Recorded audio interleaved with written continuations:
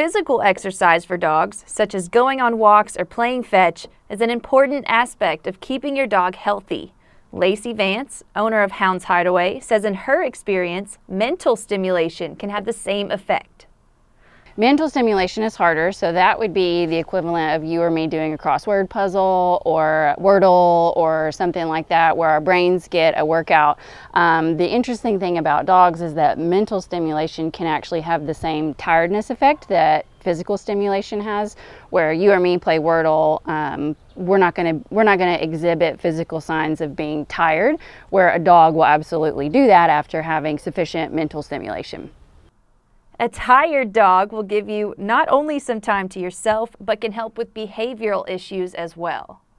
I think if you want your dog to be, number one, tired sometimes so you get a break, and then also just to not be bored. They really do need both. So for a dog, it's a bit of a 50-50 game. So it takes 50% physical stimulation, 50% mental for a dog to achieve what I would call a satisfied state where they're not bored. A bored dog's going to get into mischief typically, may have barking habits, maybe even harder to deal with on a leash, little things like that. So if you can do both and make sure that they have both those needs met, then they're going to be a lot happier. If you are thinking about getting a puppy soon, it is important to start socializing them as soon as you can.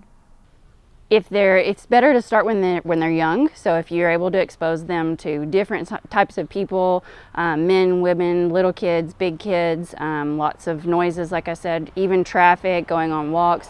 When they get older, they become a more trusting, relaxed dog that isn't frazzled by much, is easier to take places with you, easier to take into a daycare or boarding environment, just a happier, more easygoing dog.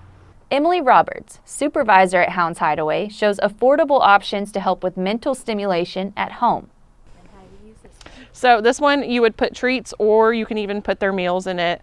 And what they have to do is they have to nudge the ball around the floor with their nose. And when it gets to a certain point, some of the food will fall out. So it's more of kind of like a slow feeding option. Plus it's kind of like a game to them as well to get food out. So this one also, you would put either food or treats inside as well, and it pretty much stands on the floor, and they have to like figure out a way to nudge it to where the hole hits the ground for the food to come out, but it doesn't like roll around like a normal like ball would. It stays completely like straight up, so they have to figure out a way to keep nudging it the same way to get the food out like that.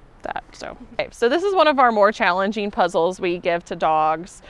So pretty much you put treats all throughout here underneath these little tiles here, and what the dogs have to do is they use their nose to sniff out where the treats are, and so they'll grab a treat and then they have to figure out a way to move the next one over to get the next treat, and then kind of go like all the way around like this.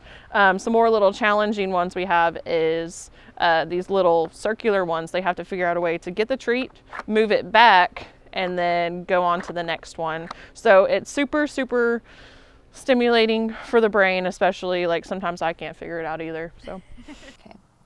It is important to exercise your dog both physically and mentally. Mental puzzles such as these can be found at almost any pet store near you. Reporting for News 6, I'm Kira Jenkins.